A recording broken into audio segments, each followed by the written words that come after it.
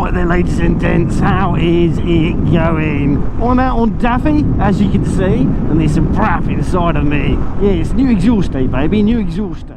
Oh, I know, I've already done 2 new exhaust days on this bike, but it's hopefully the final one. So let's talk about that, roll that intro. Keep that bar from a side down. So first of all, I guess I better tell you what we've done so far. Right, so first of all, when I got the bike, I fitted an SC Project tail can to the bike, because I think the SC Project cans are pretty much the best quality aftermarket exhaust you can get, and they also look delightful, absolutely delightful. So that's why I went with that one. It was pricey. Yeah, it was pricey, but at the time I thought that's what I wanted. I wanted quality with a good looking type thing. I wasn't really looking to make the bike much noisier at that moment in time. Yeah, I soon discovered actually I did want to make it a little bit more noisy.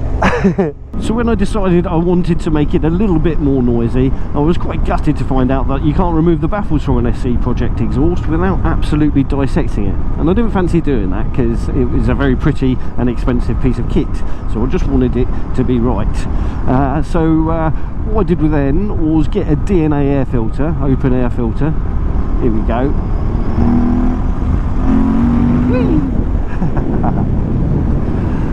Yeah, I've got a DNA air filter, which I would have had to have gotten the bike remapped for. Took it over to my local tuners, Steve Jordan's, who then stuck it on the dyno and had a little play.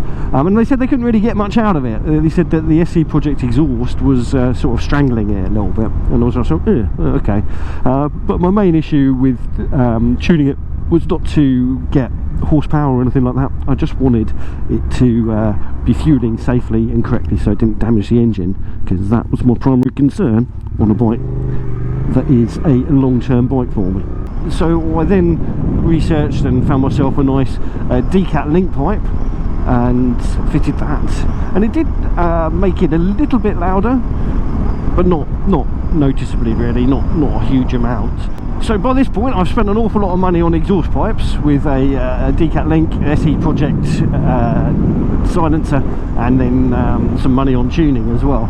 So I was a bit kind of like frustrated really, and I thought, well, screw it, in for a penny, in for a pound, and I decided to get a new silencer for it. And this time I went over to Poland. Well, I didn't go over to Poland, but I got myself a Dominator exhaust from Poland, and I've just fitted it, and this is my maiden run on it. So with this being the maiden run, it's my first time hearing the bike myself and deciding whether it's got enough of that audio juice, that stuff that we like.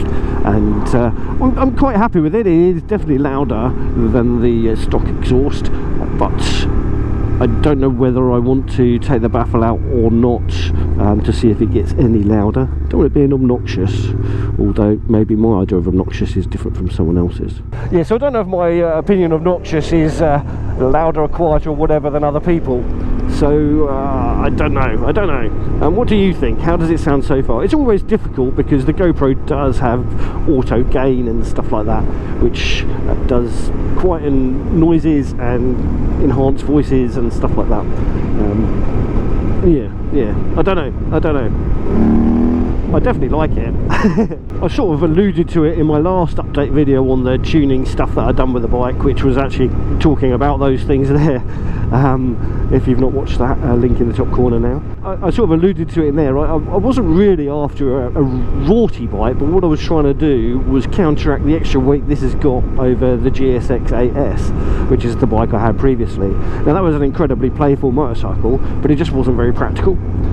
So I wanted something a bit more practical, but I loved that engine. I really did love that engine. So yeah, I'm trying to get that playful nature of that motorcycle in this one.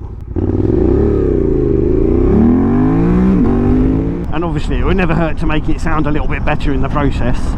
So I just wanted a little bit more pep, not more power, just pep, if that makes sense. A bigger, brighter torque curve, so that going over crests and stuff, the front wheel was happy coming up off the ground if the TC was turned off, and all that sort of thing. Just the stuff that makes a bike fun and engaging. And I'm kind of feeling like I'm getting there. I do need to get it remapped. I've now got a decat and quite an open exhaust other than the DB killer, and very open air filter. So I definitely want to make sure that the engine is running nicely for those modifications. So a new appointment over at Steve Jordan's shall be booked at some point soon, just to make sure it is running right and safe, and hopefully we'll see some gains too. And also hopefully they'll have sorted out their bug with the tuning thing, where the Suzuki ECU stops them doing full power runs on a dyno. I'm just going to get a cup of tea and I'll bring you back. Alright, that is caffeinated Pete achieved. So I am unsure still. I am unsure whether I want baffles in or baffles out. To be seen.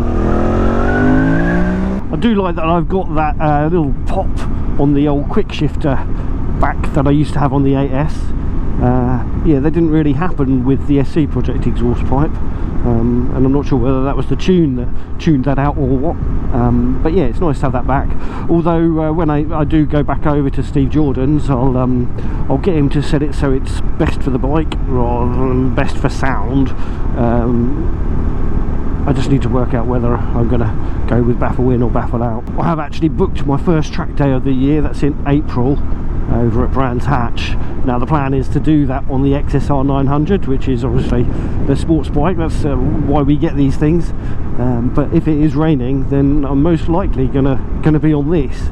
So I don't really want this going over, I think it's 102 decibels, and I think if I take the baffles out, this will definitely be over that. Even with them in, it might be, I don't know, it might be touch and go. Might have to put the SC Project back on for that, or the stock one. Oh, perish the thought, eh? Perish the thought. Yeah. I remember when I got these gloves, these are my 5 heated Gore-Tex gloves. I love them to bits, but when I got them, I was like a little miffed that they didn't come with charging cables or hardwired cables to keep them going off the bike's electrics. They were an accessory, and I pestered Sam over at Conquerors Apparel to find me some, and he did. He got me some, which was really good of him. Awesome shop, by the way, highly recommend. And I don't use them after all that blooming faffing around and chasing around and getting people to run around for me like a little prima donna that I am. Yeah, I very rarely use the hard wiring on these gloves. The batteries are that good. I think I've been out on two previous occasions, and yesterday's ride was quite a big old ride. Yeah, they've done well. And I know I don't get greedy on the old heat. I don't tend to go on max pelt with them or anything like that. I'm not trying to get hot hands, I'm just trying to not have cold hands.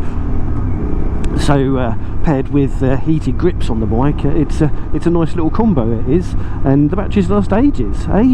So anyway, I count this as a successful little first test ride on the new Dominator NCAN paired with the Black Widow decat and DNA air filter. Noise levels are acceptable, not obnoxious.